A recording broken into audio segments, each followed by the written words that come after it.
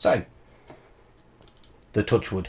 As I said at the beginning, I've been telling people, I'll do a review that's standalone and I can put it on YouTube. So I did one the other day. It's not very long. It's not very long because, as I say in the review, in the video, it's a very simple mod. There's not too much you can say about it. So let me show you the review, and then it'll save me just repeating stuff.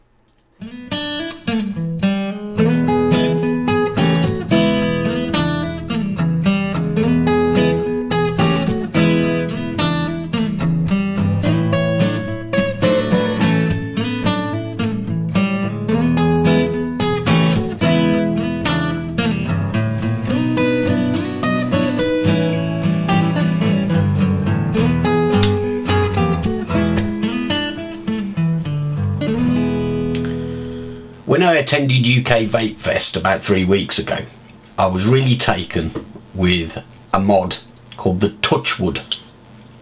Now the Touchwood is made by a guy called Ian. He runs a website called touchwood-ecigs.com, which I'll put on the screen for you. And I've seen a lot of talk about these since Vape Fest. Now they've been around a little while, these things, but it's apparently they didn't catch on. I don't think people knew they were out there, to be honest with you. But since Vape Fest, everybody wants one. Ian's sold all the ones he's got and can't make them fast enough, I believe, which is great news. So it's a very simple mod. So this is going to be a very short video, very short review. But I thought I'd show it you in a little bit more detail, because I think it warrants it. I think it's worthy of it. So the Touchwood is a little bit different to any other mod I've got. All of the mods that I've got so far fall into one of two categories. They're either tubes or they're boxes, usually plastic boxes. This is neither. You can see it's how would you describe that shape? It's neither one nor the other. It's made from a wood which Ian describes on his website as Jarrah Ann, which is an Australian hardwood, sometimes known as Australian mahogany. Now apparently this in a former life was an outback railway sleeper. So as Ian also points out on his website, it should be pretty well seasoned. If I didn't know that and I hadn't read it, I would have described it as a mahogany. I used to make scales or handles for knives, and I've worked with mahogany quite a bit, and it's definitely one of my favourite woods. The shape of it is, whilst it looks a bit odd, is actually so ergonomic. It doesn't matter which way around you hold it, it just feels comfortable. You know, no, not like a box mod where it's hard to get a comfortable grip on the thing. You know, it's kind of the best of both worlds, really. It does them in two sizes. It does one that takes an 18350 or a 16340 battery. This is the bigger 18650 battery, which is listed on his website at £75. Now, for your 75 quid, all you get is the mod. I don't believe you get the battery or anything like that. I'm just going to remove the atomizer here now, and remove the battery and just show you how it's put together. So you get to the battery chamber just by rotating this brass plate, and it's a pretty heavy duty brass plate, you know, that ain't going to fail. One of the first things I noticed when I looked at this at Vape Fest was the effort and the time that's gone into this. There are two little notches cut there, which I presume are for, if I put my hand behind it, you'll be able to see those two little notches better maybe, which is for battery venting, should you have a problem with your battery. Unlikely, but it's nice to know that it's not going to just blow the brass plate off the bottom if the battery does go. And one of the first things I noticed was just how nicely finished it is, even inside. So I guess he drills that. I don't know. I'm no carpenter, but I guess that's some drilled. But it seems to be really nicely finished inside. If you look right down inside, and I'm not sure this camera's going to get it. Let's try a light source. There we go. You can see in the bottom there is a spring. And the metal, the bottom of the atomizer connector. It takes, as I say, this one takes an 18650 battery. I'm using one of these AW ones without the little nipple on the top, and it works absolutely fine. Doesn't really matter which way around you put it in. You can see that it sits slightly proud because of the spring. Push that down, swing the brass around, it's done. Looking at the top, you can see again it's like a good thick brass plate that looks like it's going to take a bit of wear. You've got a 510 atomizer connector, which I think is the only connector he's doing currently. I'm not sure if he's got plans to change that, but a 510 is what I want, so I don't care.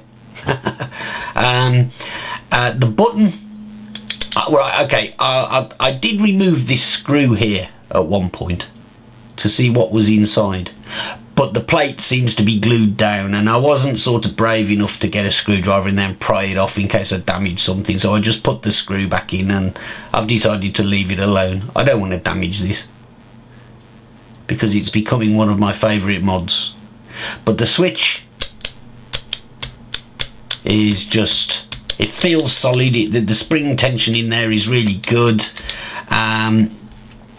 and it's so far, and at least it's fired every single time. I've had no sort of misfires or anything, and I've used it quite extensively. Right now at the moment I'm using a 306, a low resistance 306 atomizer, which of course has got a 510 thread on it, so it fits on there perfectly, and that's what I've been using in my hotel room during the week and at my desk at the weekend. You can hear that fire.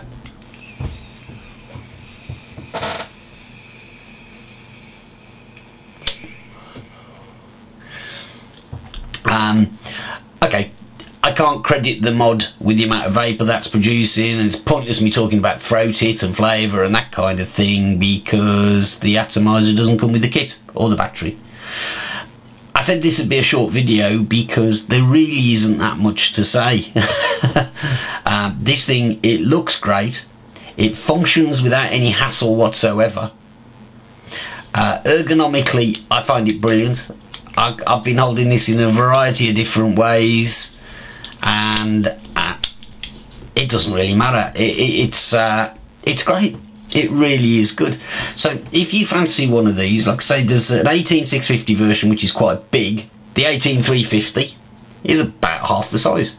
The 18350 goes for 60 quid. This one goes for 75 quid. You want touchwood-esigs.com. What you waiting for?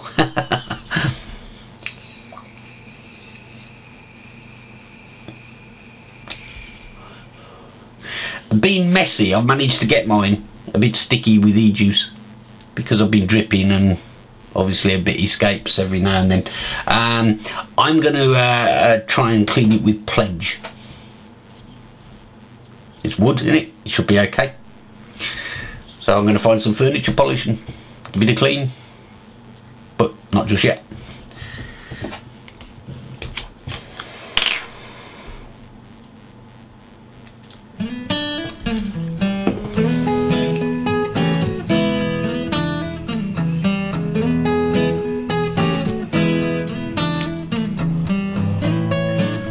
Really nice guy, really nice mod. Thanks for watching.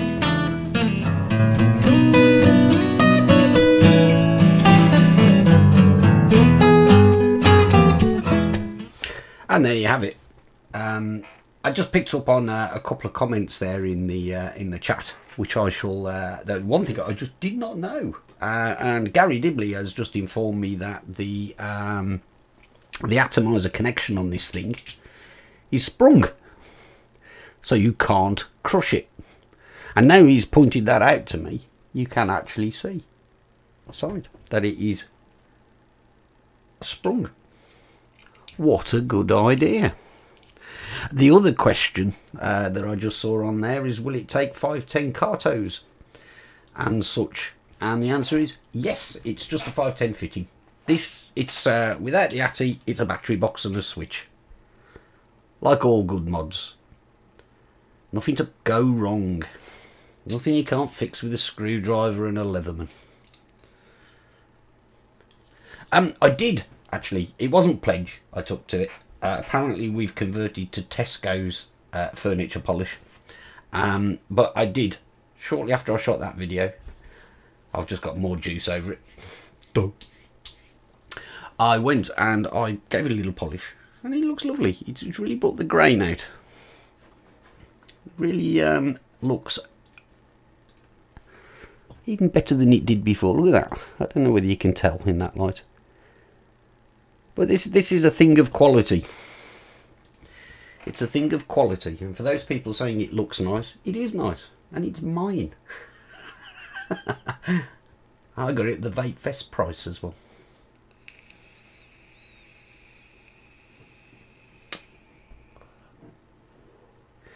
Right, in a minute, I'm going to do a little news feature, and which will incorporate the things that happened over the weekend, because that's what they do on the news. They show you stuff that has already happened quite a lot, don't they?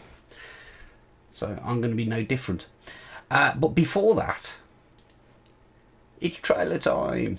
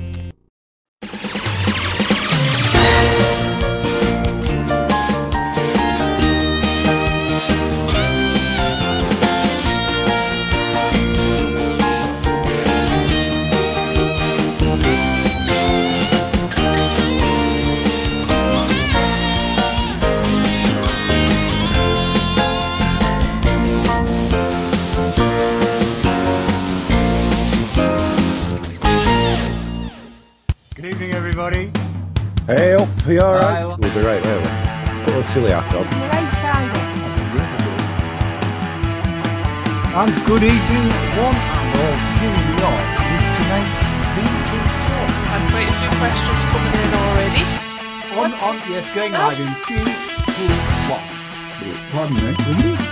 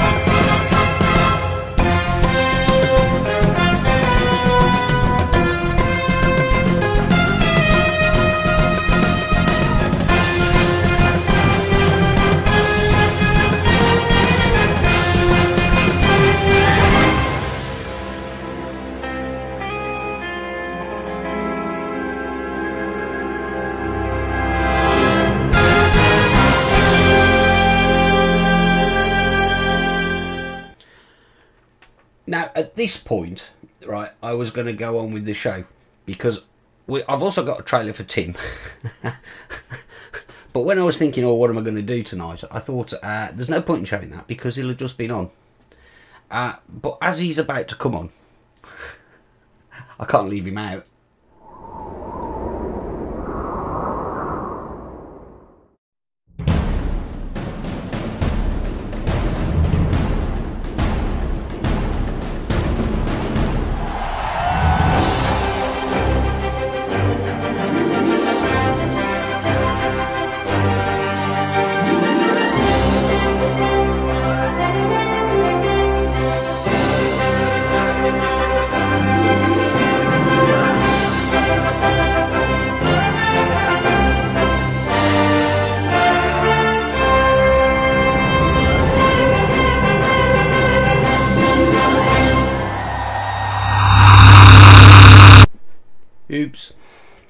Yes, coming soon, coming very soon. Actually coming in about 25 minutes. Like I say, one way or another, we're going to get Tim live to you at 10 o'clock, straight after this show. Please don't make me look foolish, guys. Yeah, okay, so, right, yeah, just a reminder, Tim will be on. It'll be good. It'll be good. I'm looking forward to it. Now, I don't use this thing often enough, so here we go again. Let's do a news section. I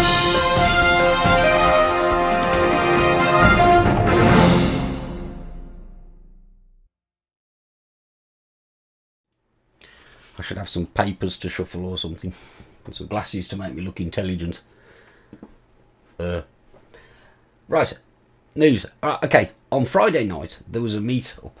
There was a vape meet at Hull, but I don't know much about it because people haven't told me anything about it. So if you were there, and I know some of you were, if you were there, please send me your photographs. Send me some VT. I'll edit it up. Somebody got something on their iPhone that was worth showing. I'll mix it. I'll broadcast it. I want to support it. I couldn't make it, but I want to support it. Which leads beautifully into the next point, and I've just got to check the date. Yes, again in Hull, this time at the Bluebell. I don't know whether that's the Bluebell Inn, something like that. Probably is. They're normally called Inn, aren't they? The Bluebell Inn, and that's in Cottingham near Hull.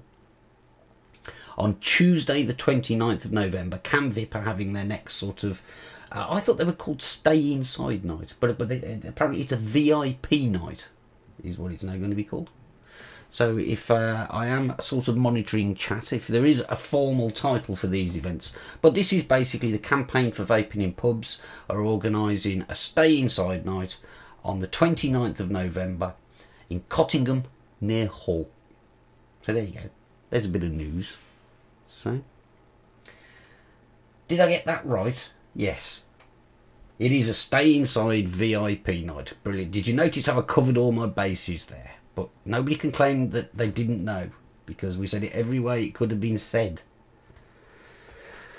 So there was that in Hull on Friday. There's that coming up on the 29th of November also in Hull. But like last night, there's something that I can speak with some authority on because I was there. And that was the North East e-smokers Knees Up. And I've already explained to Willow the pun, so we don't need to go there again, probably. It was great fun. It was great fun. These things are always great fun. Now, the problem is when you're having great fun is you might take a camera along with the idea of interviewing everybody there and getting loads of spectacular stuff to happen. But generally what happens is you end up sitting down, swapping mods, comparing things, chatting, and just having a good time. And I'm no exception. But there were a lot of very, very nice people there last night, and I managed to cobble some stuff together. I've actually done 2 little VTs, so I'm going to show you the first one. And this is an idea, I wouldn't say plagiarised, I wouldn't say stolen, but it was inspired by Jim Maitland, one half of the Vapormists. He did a time-lapse thing, if you remember, at Vape Fest, which I thought was brilliant. I've never done one before. So I set a little camera up in the corner of the room that most people didn't know was there, because I got there early and set it up. And it came out okay, actually. I also met a very, very nice person who frequents the All About E-Cigs forum called Jemima, who I think was in chat earlier. I don't know whether she still might be. But she had a very similar camera to mine.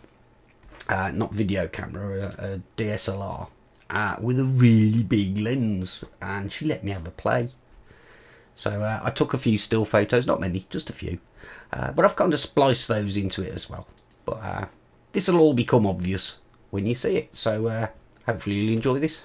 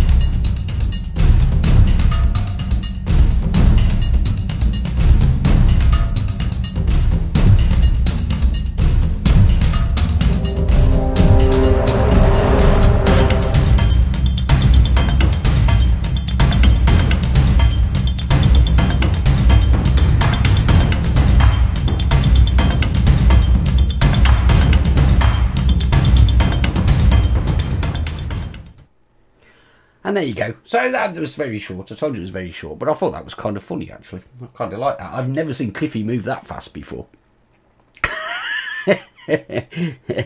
No. I'll tell you, if I've got a minute at the end, I'll tell you about a cruel joke I played on Cliffy yesterday. Is he still around? But no, these meets, that is, now how many have I been to now? I've been to 2 vape fests, the Midlands one, which is coming late February or early March. And I went to the one yesterday, and without exception, I've had a fantastic time. And I've got this theory that everybody that vapes is a really sound person, because that's the way it seems to me. Everybody was just great, as usual.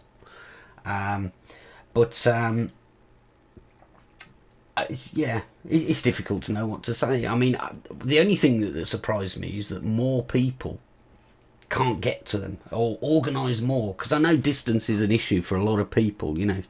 Travelling isn't cheap. But to organise a vape meet,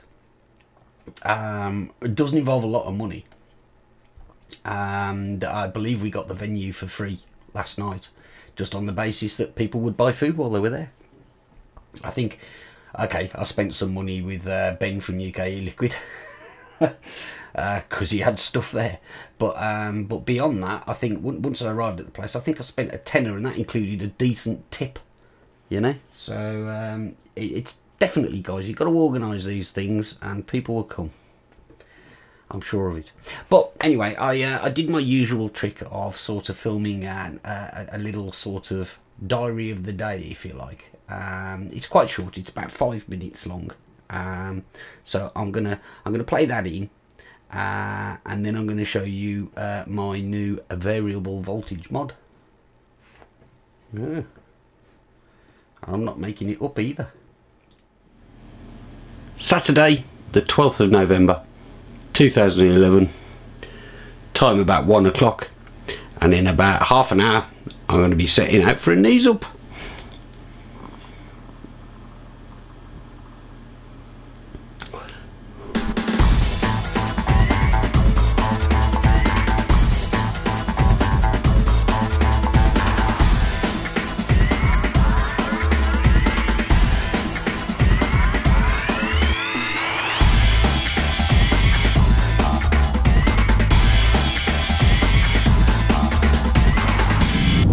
I'm on my way.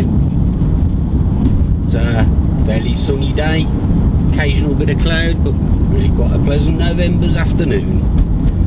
Sat-nav reckons I've got 157 miles to do. Right, short Heath Road, then turn left.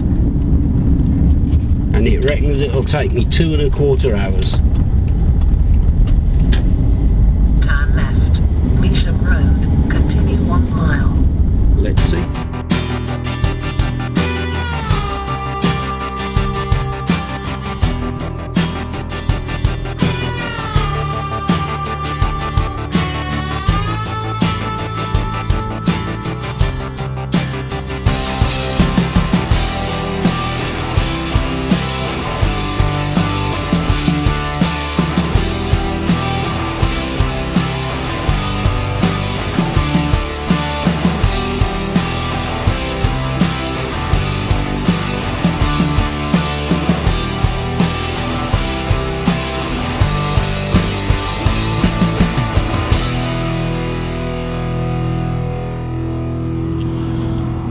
Well, I've made it to the OK Diner here in Elwick, Oop North, but I'm actually an hour earlier than I needed to be.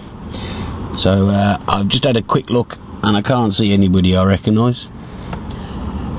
So I'm going to hang around for a bit until people get here.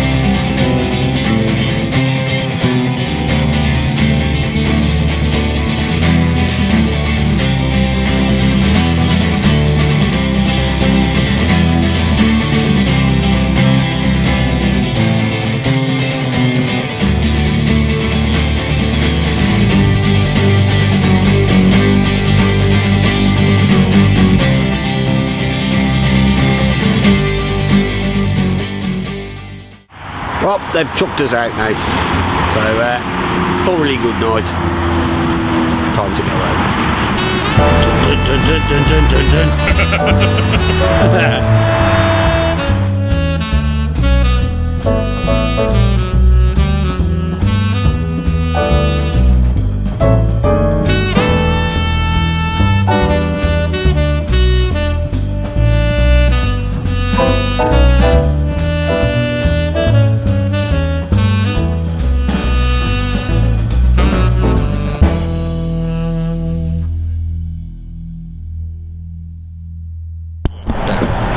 Motorcycle There he engine. goes, Keith, trying again to get something Jack from motorcycle. straight in.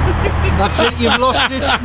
You've beat You won't get that back. You've beat Keith.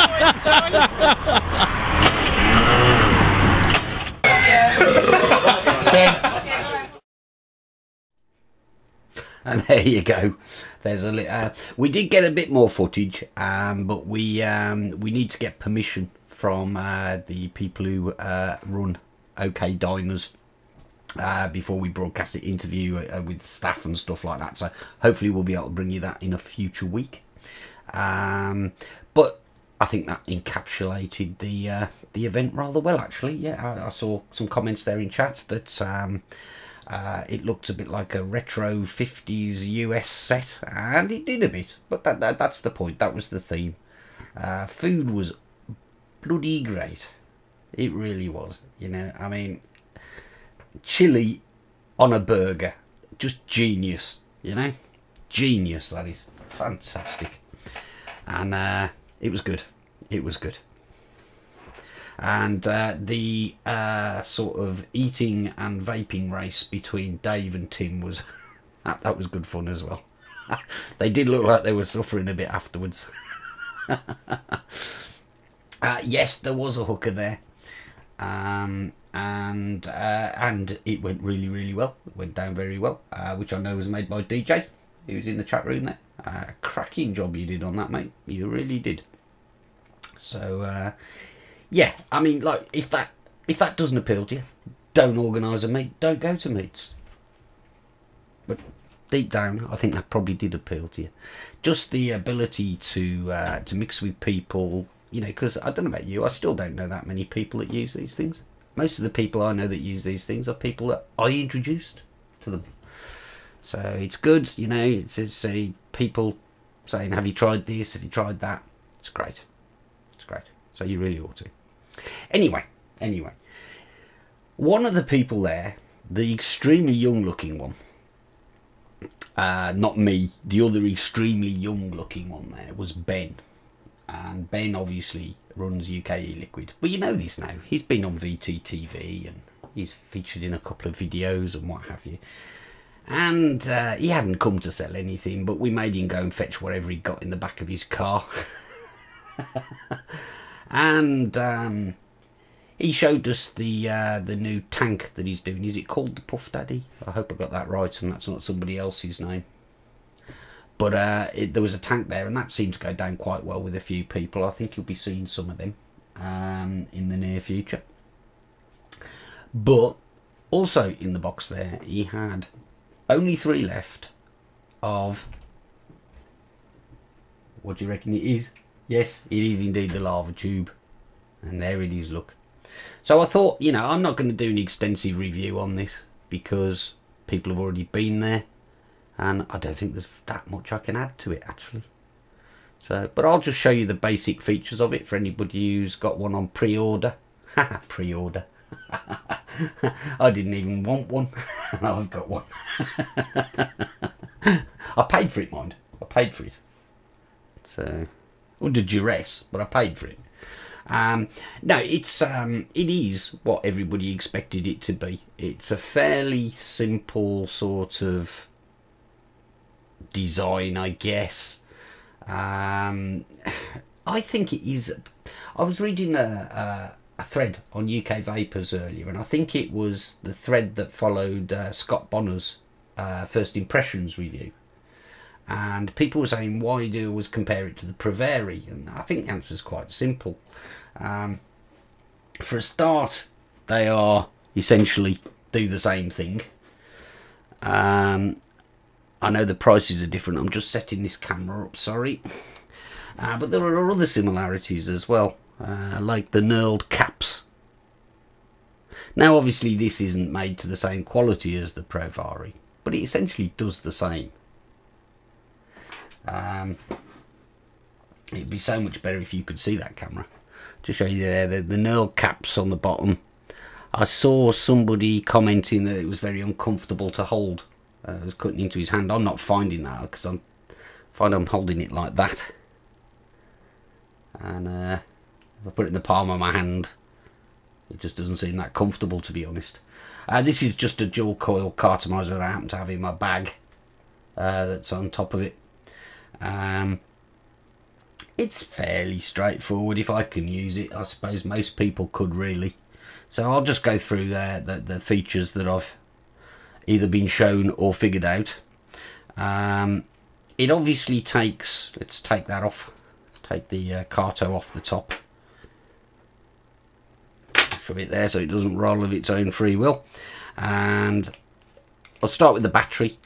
I saw some discussion on this, and I think it was pretty well resolved on UK Vapors, but anybody that hasn't seen that, it takes an 18650 battery, but it's got to be a true 650mm or 65mm to be precise height. If you try using for example one of these AWs, even though it doesn't have the nipple on the top, the protection circuit on the top of the battery make it slightly longer. It will therefore fit, and I believe will even work, but you can't screw the cap on. So I am led to believe that the red AWIMRs will work fine in there. I got this one from Ben at the same time. I'm not sure if they're bundling them in the price. I honestly don't know. But I got that one off Ben. And that fits perfectly. I have no idea how many milliamp hours this battery is. There's some kind of product code very faintly stamped on there, but there's no branding or anything like that. I heard a theory that it might be a Panasonic laptop battery. Don't know. But this one fits perfectly. And hopefully, and I'll do that again, as you screw the battery in and make the contact, the little LED will light up. Or maybe not.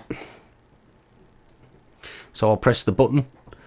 I'm not sure if you're going to be able to read that. I think you probably can actually. Can you see that says 3.0 volts? Yeah, that's good. I didn't expect that to actually show up.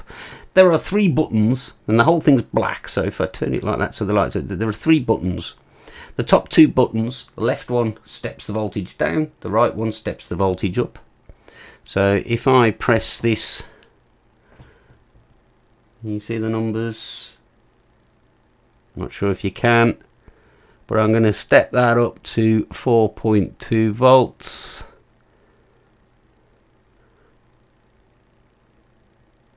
There we go. I think you can see it just about.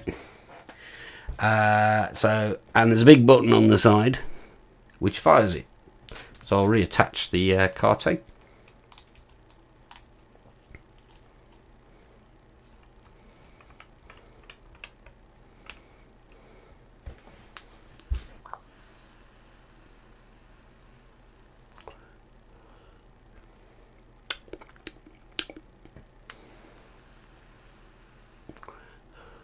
And it works. Now then, a couple of things that if you've been watching the reviews and the forum threads, you'll probably know this already. But if you press the down and the up voltage step buttons together and hold them for about 5 seconds, it flashes, and now it's not locked in that voltage. So it'll remember that each time that you use it now.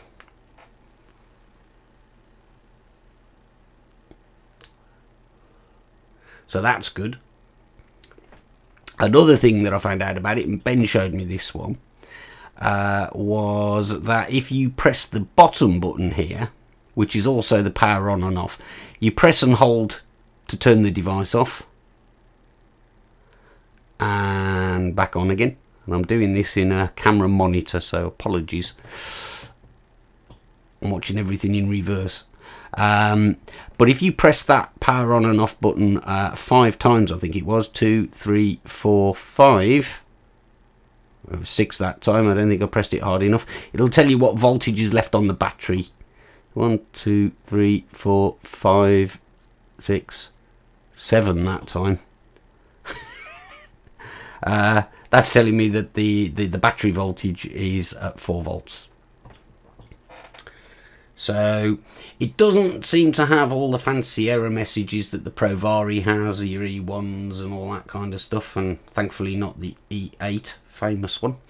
However, I'm told that the regulator in there is pretty good actually. So if you actually do put too much load, if you're using something like a DCC or something like that and try and crank it up to 6 volts, it will actually drop the voltage.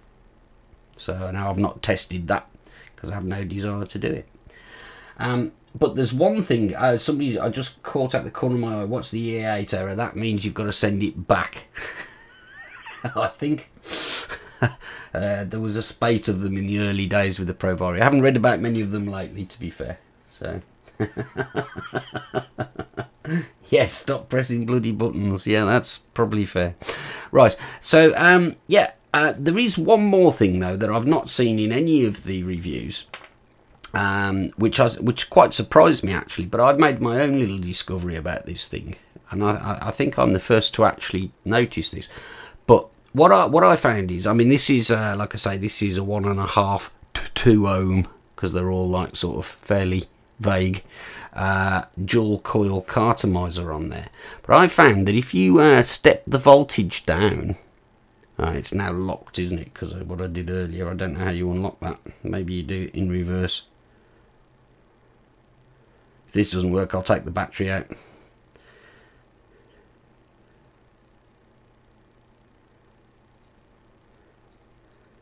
For some reason, I can't step that down, so I'm just going to take the battery out and reset it. Hopefully this will do the job, because I've got to share my amazing discovery with you. Yeah, there we go. So it's come back on at 3 volts. I'm going to step that up to 3.7 volts. So there you go, 3.7 volts. And now set at 3.7 volts with this cartomizer on the top. This thing performs exactly like a silver bullet. How good is that?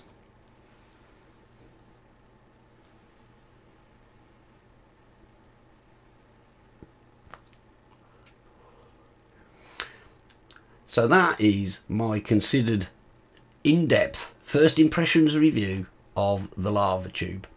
I think they're going to be 50 quid, I think. I know Ben has ordered loads of them. So you better get one early December, I think, if you haven't got one already. I don't know if I'm going to continue to use it, to be honest.